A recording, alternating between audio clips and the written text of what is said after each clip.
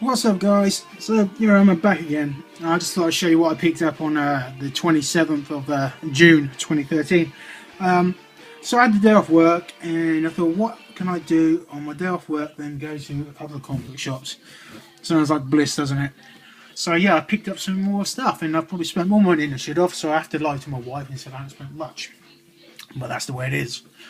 So yeah, I picked up some trades and some comics, and I haven't had the chance to read pretty much hardly anything really because I'm in the middle of moving house and everything's just up in the air a bit. So I read a bit of what I've posted last time, but not a lot. You know, it's hard. It's hard to read on when you're working anyway, but let alone moving.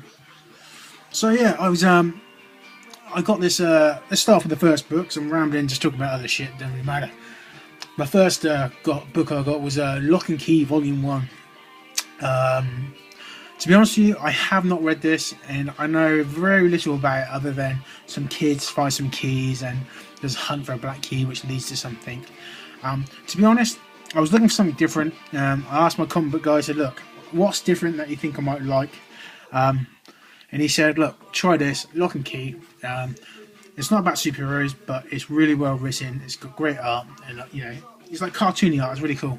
And I think you might like it, so I did. So it's Lock and Key, Volume 1. Actually, I'll show you a bit of art if I can, actually. Please excuse me while I just take it out of the bag. Yes, so here we go. It's got a really nice front cover, actually. It's embossed. I don't know if you can see that, but it's embossed. Really nice. So yeah, there it is, and just show you a bit of art if I can. It's this. Sorry, I'm just flicking. There's not great pages here, but I haven't read it, so I don't know what's so good. I'm looking forward to reading it, though. I really am. It looks very good. So, very cartoony art, but yeah, again, very good. And excuse me while I put it back in the bag. I don't know about you, but I can't leave my graphic novels on the shelf without a bag. I hate dust. When they get dusty, they get discoloured. I hate it. So. Yeah, I'll put it back in the bag. But yeah, Lock and Key, Volume 1. Welcome to Lovecraft. Lovecraft is the town, I believe. So I'm really looking forward to reading it. And again, another classic, Batman Arkham Asylum. I don't really think I have to say much about this book. It is Arkham Asylum. It's a classic. Grant Morrison from 1989, I think it was released. I think so. I did have a copy, original copy back in '89. God knows what happens to them. It's like you get rid of books, you buy them back again. I think this is like my third copy of Arkham Asylum. I looked at the other day in my collection and I thought, I haven't got it. And I am back on a bit of a Batman binge again. So I thought, let's pick the fucker up again. You can never go without an Arkham Asylum. It's just great artwork. I don't know if anyone's seen the art in it, but it's really. The art in it's really weird. It's like seen from the eyes of the Joker, and it's fucking mad. And again, this is my second copy of Hush. I think I lent the first one out and never got it back. It's like sometimes you lend things to people and they just go on permanent loan.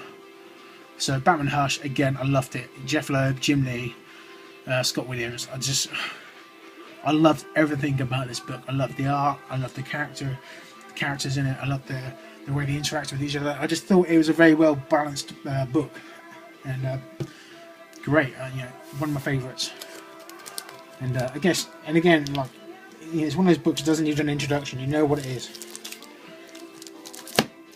And again, more on my Batman binge. I picked up in the previous video you saw. I picked up Batman and Robin, New 52 Volume 1.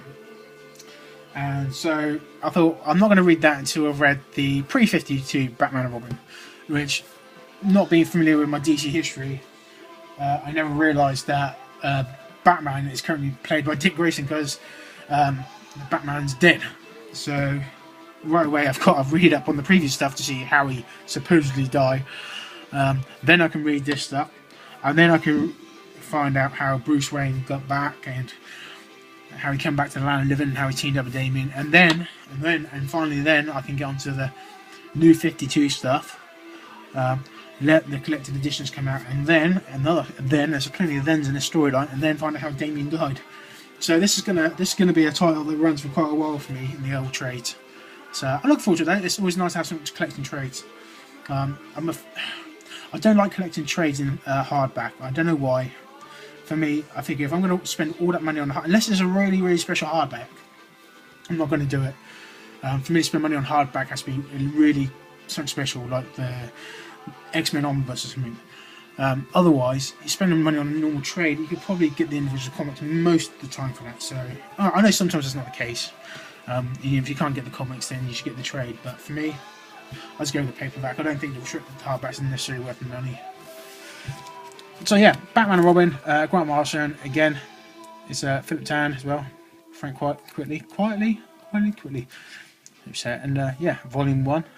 I've read about a third of this, and so far it's alright. I just didn't.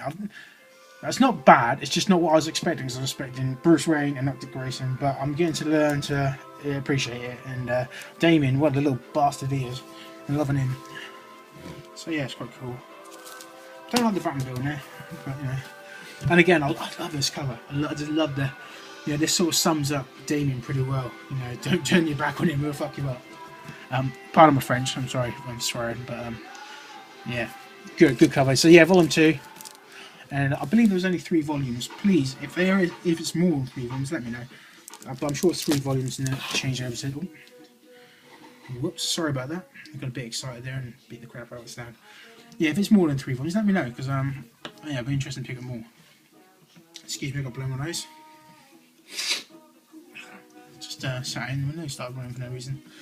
So yeah, so I just adjust the camera again. I think I knocked it all out of kilter now. So yeah, we've got Volume 3 of Batman and Robin. Batman and Robin Must Die. Joker on the front. Instantly can't wait to read this because it's got Joker on the front. Say no more. Hopefully, if he goes quite strongly in that. If he doesn't, I'm going to be upset. But again, it's cool. I really like the presentation of these books as well. 1, 2, and 3. I love the colours. You know, the red, the yellow, the greens. I think it's really cool. Again, I keep knocking this tripod. What's going on with me today?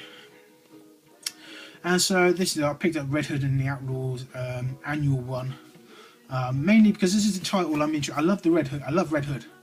I don't know what about the Outlaws. You know, everyone knows Starfire, but this is a title that I'm thinking I might be, you know, trying to find some back issues off. And if I do, then yeah, I just want to, you know, I think this might be a good introduction to the team. You know, they're established now, and yeah, if it's good, then yeah, I'm going to invest in some more Red Hood. If it's bad, then I'll save myself a bit of money. So, and it's cool cut. I'm loving the art in this book as well. It's just nice. Very good. And again, Age of Ultron 10.1. I'm guessing this is what happened to Hank Pym. I don't know. It's got to be better than the fucking previous book. Again, I'm swearing, but again, it was crap. Yeah, I'm going to read it, and it's got to be better because surely it can't be worse. But it's for the collection. And we know I like the collections. Yeah, Star-Lord, the Hollow Crown. I picked this up, haven't read it yet, but essentially this is, I think it's reprints early stories, the origins of Star-Lord or whatnot. So yeah, you don't actually see much of this art in here, which is very cool cover, but there's a lot of the original stuff. And then actually I'll open it up for you so you have a quick squeeze. It's quite a big old book as well, you know, if you have a look, it's quite a thick prestige format book. No, I think the dollars, it's quite expensive. It was like $7.99. But yeah, this is like, there you go, the original Star-Lord story. That was the first original cover. Black and white. It's some good art actually, I really like it. But yeah, just original story of Star-Lord and how his origins, I guess. So I'm really looking forward to reading it. I've seen the actual original book on eBay, and it's not, you know, it's not stupid money. So if this is good, I think I might invest in it. But yeah, if you're into the Guardians Galaxy, I think this is pretty much an essential read, especially if you don't know much about Star-Lord. Pick it up. You know, Uncanny X-Men #7. I love this series. I really love this series. I'm just loving the way it's starting to develop and shape, and it's really starting to shake things up in the X-Men world. Good stuff. Magic on the front cover there, looking all demonic. Evil cow, she is. Wolverine X-Men 32, part 2 of the Hellfire saga. Again, I still haven't read. I've got so much to catch up on Wolverine X-Men. I think I must have about 12 issues or something to catch up on that. So yeah. Again, look cool with all bounce on the front cover. I'm hoping the Hellfire Saga is going to be the start of something good for Wolverine X-Men, because from what I can tell at the moment, it's pretty sucky. But there you go. Pretty cool. I like the cover anyway. It's a cool cover. Wolverine looks really good in that cover. X-Men 2. Oh, if you haven't been reading this, if you haven't picked up number 1, go out and pick number 1. Wood Coppel, sorry, I'm hashing the name up.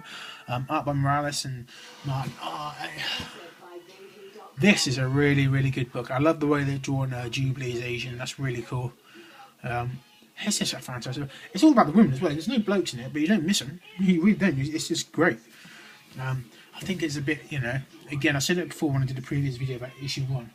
That, did you really need to put a baby in it with a group of women? But there you go.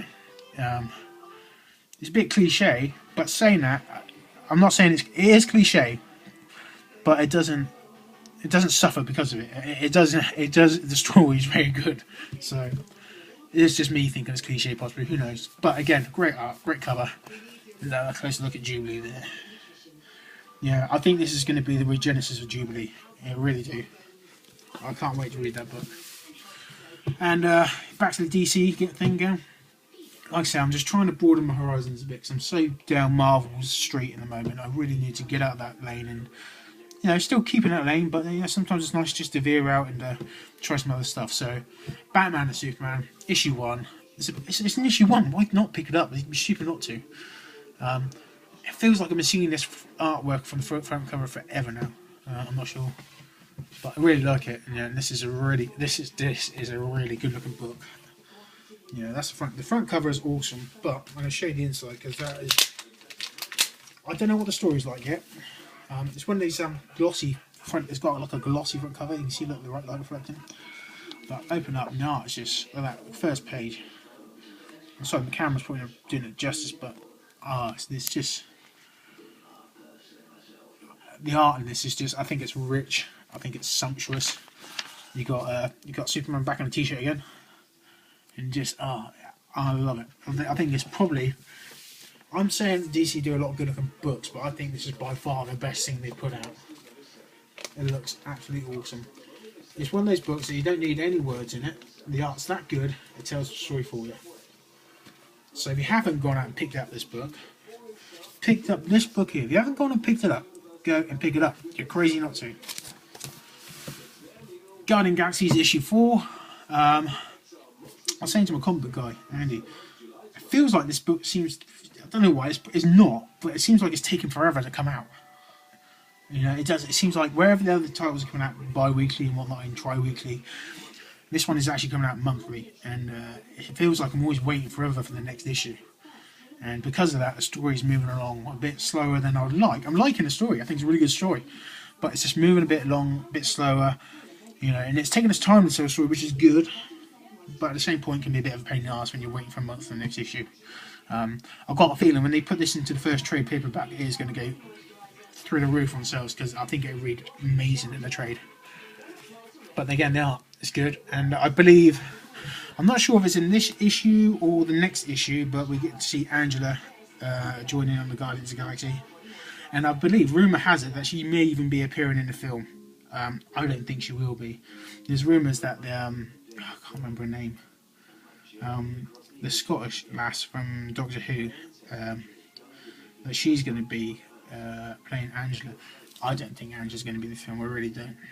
I'll be very surprised if she's. I'll be glad to be wrong. Prove me wrong. I'd be very happy to be proven wrong. But I think we're just going to see the main call.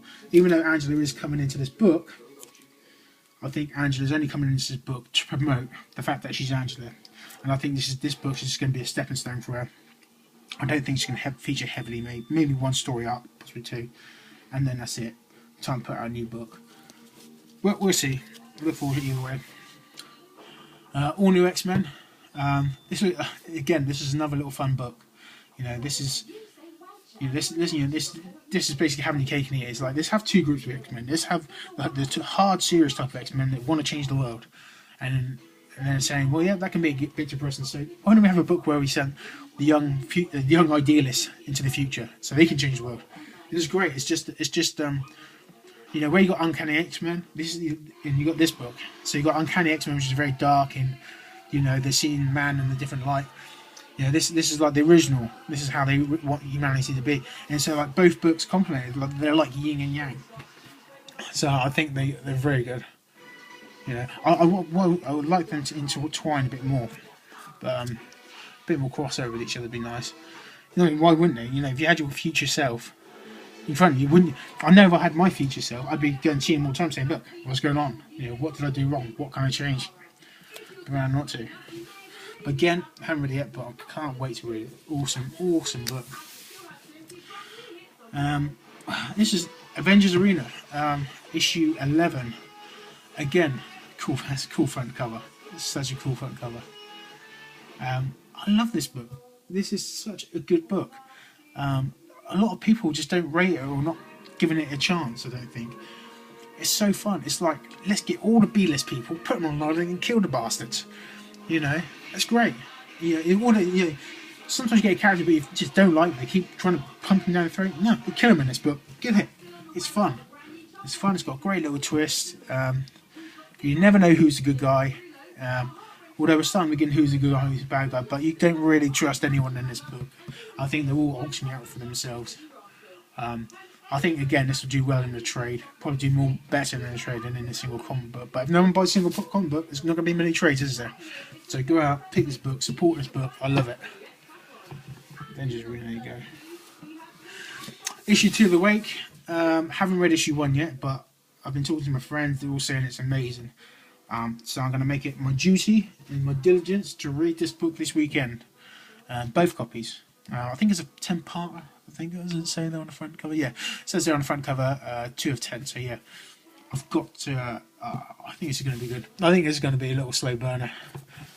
But again, cool cover art. You know, the cover again. The cover art doesn't give much away other than you know it's a sort of a seafaring tale possibly. So no, it's good. So that's it, guys. That's my haul for the. So I said the 27th, wasn't it? Yeah. I doubt there might be another video in the next week or so. I've got some bits coming off eBay. You know what it's like, Evil Bay. You can't keep off it, especially when there's bargains. So until then, I'll see you in the next video. Maybe I'll try and do some reviews, but it's hard for me to do reviews. I'm not as eloquent as some other people out there describing books, so I might just leave that to them. There's a lot of good guys out there that describe books a lot better than me. So, I'd like to say thanks to Gambit for his nice comments. Thank you very much. And for BA Comics for his nice comments. I'm sure I'm missing people out, and if I have, I'm sorry. I'll try and look you up and I'll say thank you. And I will say thank you to all of you. I'm going to make it my duty to say thank you to all of you in my next video. Okay, so that's coming. So yeah, till next time, folks. See you later.